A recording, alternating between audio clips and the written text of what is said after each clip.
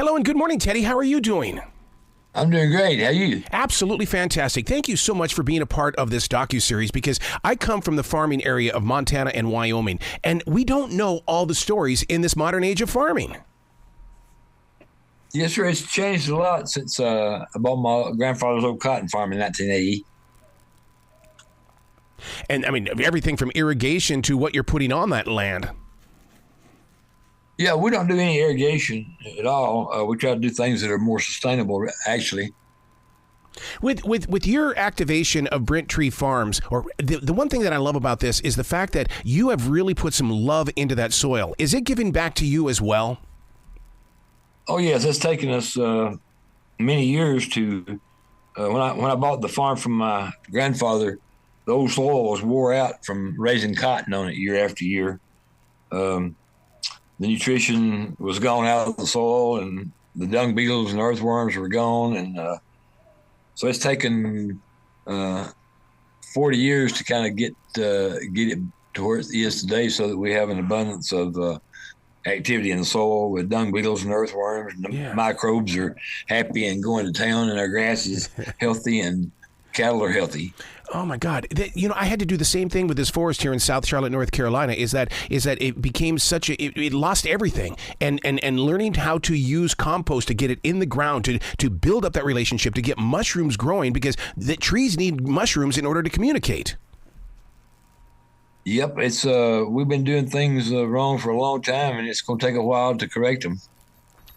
Growing up in Montana with the cattle that we had up there, it was one of the greatest things is that when it came time for branding, we all came together as a community. Does that still happen even today? Well, we don't brand cattle at all. I've never branded cattle here in the 40 years that I've owned cattle. Yeah. I guess if you're out on the range, different story. But we don't brand cattle at all. We put a tattoo in their ear and put an ear tag on them. Yeah, we would take them from the farm, and then we would actually be on horses and take them up into the hills, and they would spend the summer up there in the hills, and then we'd have to bring them back down during the fall months.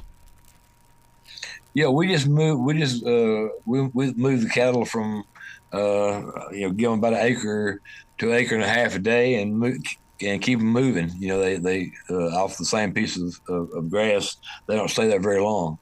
Don't you love the personality of a cow in the way? I mean, the whole entire cattle. It's like they know when 5 o'clock arrives, you better be serving them breakfast, because they want it right now. They're quite demanding sometimes.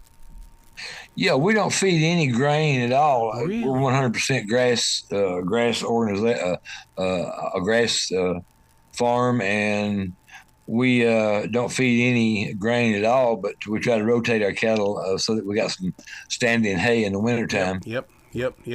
Oh, my God. We picked up more hay bales at the end of the summer. Oh, my God. Did you have to do that, stack hay? No, we haven't cut any hay off of our farm in 40 years. So wow. We believe in grazing instead of cutting it. Let the cows mow it. Do you find yourself trusting science in the way of helping out today's farmers? Because, I mean, this climate change thing is really starting to wreak havoc. Yeah, I think we have to learn by the science. We can learn a lot from the scientific studies they're doing now. Greg Judy is one of the premier grazers out there. So if you're interested in grazing professional, I highly recommend Greg Judy. He's got a lot of videos out there you can check out. But it's a different world. We're trying to take care of our soil and our animals and the grasses at the same time. See, and I hope that a show like Roots So Deep really kind of inspires even the city slickers in the way of there are so many different watersheds that are in between neighborhoods that people need to be taking care of those as well. It is a living creation that needs human help.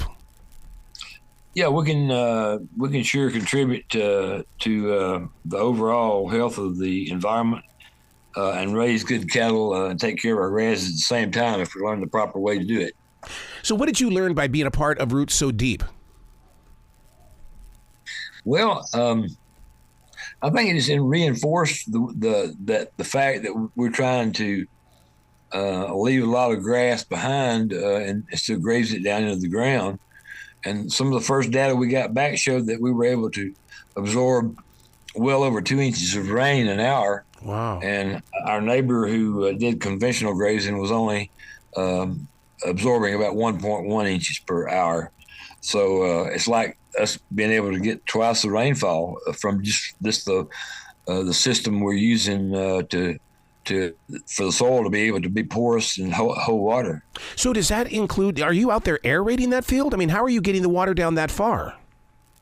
Well, your earthworms and dung beetles are very much a part of that. Your earthworms, if your soil is healthy, you'll have a lot of earthworms. They'll be tunneling, and those tunnels are where the soil is able to absorb and hold moisture. Otherwise, if the sun can hit your top layer of soil, you don't have enough grass there to protect that soil. Then what happens is the ground hardens, and when it gets rain, about half of it runs off. Yep. It can't be absorbed. The ground is too hard. Yep. See, that's the reason why we planted 1,700 trees in 1997 in this, because we were trying to get rid of the erosion. And the only way to do that was to give something that was going to grab that water and utilize it for their strength. Yeah, well, you can do that with grass too. You don't have to put trees. I mean, just leave the grass, let the grass grow up to about knee high, and you're not going to have any runoff. It's so funny you say that, because I always talk about the tall grass that we have in this forest, and because there's just something romantic about tall grass.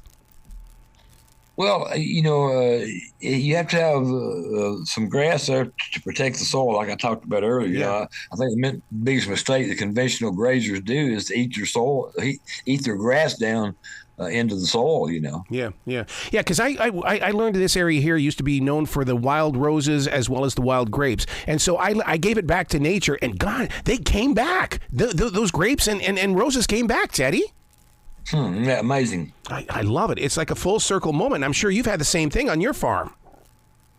Well, just to be able to see the health of the soil get better every year, is a big plus. Wow. Well, I'm just so glad that you have loved the earth as much as you have shared with us, because I am such an earth person and a tree hugger, and you being a part of Roots So Deep, this docu-series, is just amazing. Well, it's been a great learning experience for all those involved, and I would encourage everybody that can to watch the documentary. It really opened our eyes on a lot of things. Please come back to this show anytime in the future. The door is always going to be open for you, Teddy. Next time we'll talk about your music. You got it. Thank you, sir. You be brilliant, okay? All right. Thank you.